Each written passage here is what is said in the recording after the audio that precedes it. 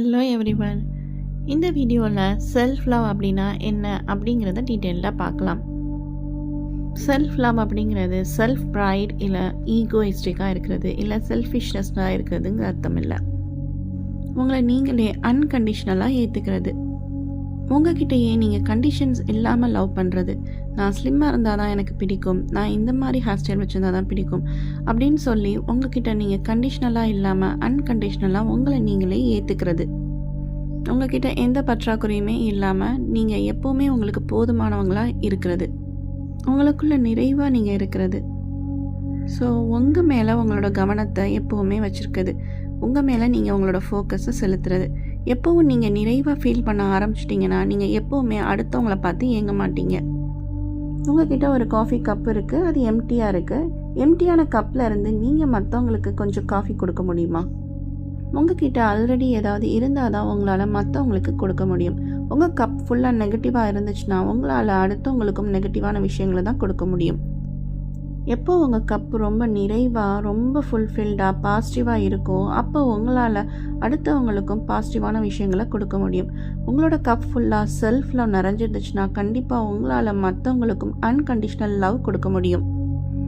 Self love உங்ககிட்ட இருந்தால் உங்களோட செல்ஃப் கான்ஃபிடென்ஸ் லெவல் அதிகமாக ஆரம்பிக்கும். யார்கிட்டையும் எந்த எதிர்பார்ப்பும் இல்லாமல் வாழ ஆரம்பிங்க. உங்களை நீங்களே அங்கீகாரம் செஞ்சுக்குவீங்க, அக்னாலேஜ் பண்ணிக்குவீங்க. அடுத்தவங்க கிட்ட இருந்து எந்த என்கரேஜ்மெண்ட்டும் எந்த அக்னாலேஜ்மெண்ட்டும் எதிர்பார்க்க மாட்டீங்க.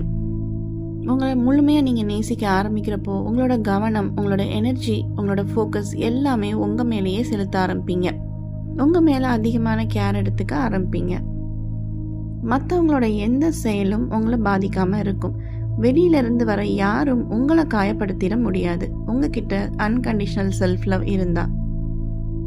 உங்களோட மன அமைதி, இன்னர் பீஸ், இன்னர் ஹாப்பினஸ் இது யாராலையும் கெட்டு போக நீங்கள் அனுமதிக்கவே மாட்டீங்க. உங்களோட முழுமையான ஃபோக்கஸும் உங்களோட மன அமைதியை சார்ந்தே இருக்கும். செல்ஃப் லவ் ப்ராக்டிஸ் பண்ணுறப்போ நீங்கள் அதிகமாக உங்களுக்குள்ளே இருக்க இன்னர் பீஸ், உங்களோட மன அமைதிக்கு தான் நீங்கள் அதிகமாக கவனம் செலுத்த ஆரம்பிப்பீங்க. ஸோ யாராலையும் அந்த இன்னர் பீஸ் கெட்டு போகிறதுக்கு நீங்கள் அனுமதிக்க மாட்டீங்க. செல்ஃப் லவ் அப்படிங்கிறது உங்களோட எல்லா தவறுகளையும் ஏற்றுக்கிட்டு நீங்கள் உங்களை அப்பவும் நேசிச்சுட்டே இருக்கிறதா, அடுத்தவங்களை காயப்படுத்துகிற மாதிரி செயல்கள் செஞ்சுட்டு செல்ஃபிஷாக வாழ்கிறதா அப்படிங்கிற குவஸ்டின்ஸ் உங்களுக்குள்ளே வரலாம். இந்த மாதிரி செல்ஃப் லவ் பண்ண ஆரம்பித்தா உலகத்தில் தவறுகள் அதிகமாக தான் நடக்கும். எங்கேயுமே தவறுகள் குறையாது. நீங்கள் தவறுகள் செஞ்சிட்டீங்க அப்படின்னா அதை அக்னாலேஜ் பண்ணுங்கள். ஓகே, நான் இந்த மாதிரி செஞ்சுட்டேன் அந்த சூழ்நிலையில், அதுக்காக கில்ட்டியாக இருக்கணும்னு அவசியம் இல்லை. தவறுகளை திருத்திக்கிட்டாலே போதும்.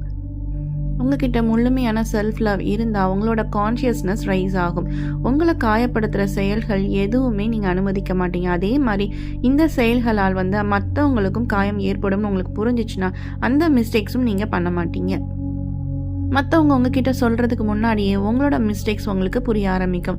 ஸோ எந்த ஒரு கில்ட்டி ஃபீல் இல்லாமல் உங்களை நீங்கள் அப்படியே அக்செப்ட் பண்ணி இந்த மாதிரி மிஸ்டேக்ஸ் நீங்கள் பண்ணியிருக்கீங்கிறதையும் அக்னாலேஜ் பண்ணிக்கோங்க. இந்த சூழ்நிலை தான் என்னை இந்த மாதிரி தவறுதலை செய்ய வச்சிச்சு அப்படின்னு சொல்லி நீங்கள் அக்னாலேஜ் பண்ணி அதை உங்ககிட்ட இருந்து கொஞ்சம் கொஞ்சமாக திருத்திக்க பாருங்கள்.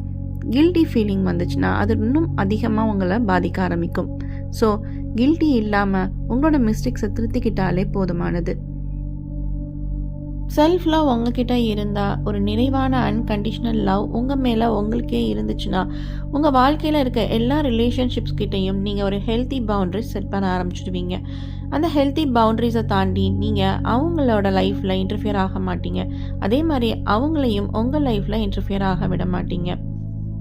அடுத்து வரை யாரையுமே காயப்படுத்தாமலே சில விஷயங்களுக்கு நோ சொல்ல ஆரம்பிப்பீங்க. அவங்களுக்கு உங்களோட லிமிட்டோட வேல்யூவை புரிய வைக்க ஆரம்பிப்பீங்க. உங்களோட பர்சனல் லைஃபோட வேல்யூவை புரிய வைப்பீங்க.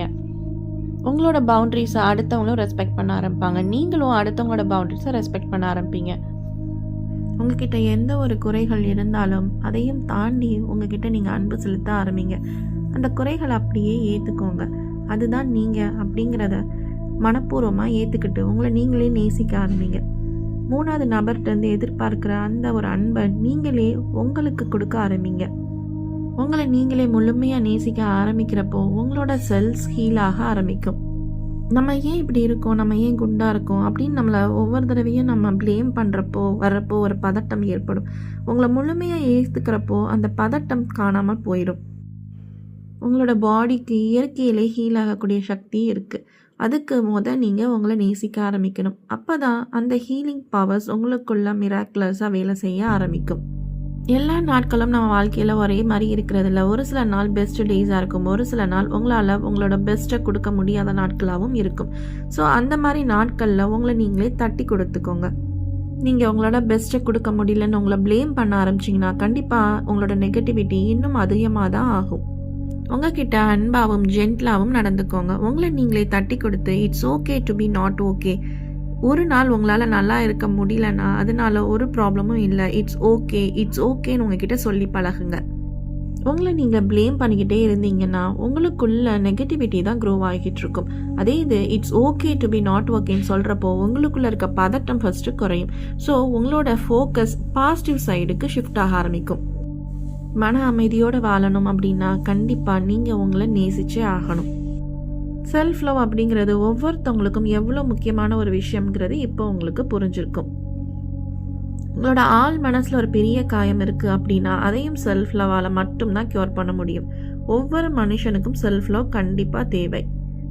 எந்த ஒரு நியூ ஹேபிட் நீங்கள் ஃபார்ம் பண்ணுறதா இருந்தாலும் 21 நாள் கண்டிப்பாக மினிமம் 21 நாள் இல்லை அதையும் தாண்டி நீங்கள் ப்ராக்டிஸ் பண்ணிகிட்டே இருக்கிறப்போ தான் உங்கள் ஆள் மனம் உங்களோட சப்கான்ஷியஸ் மைண்ட் அதை ஹேபிட்டாக மாற்றிக்கும்.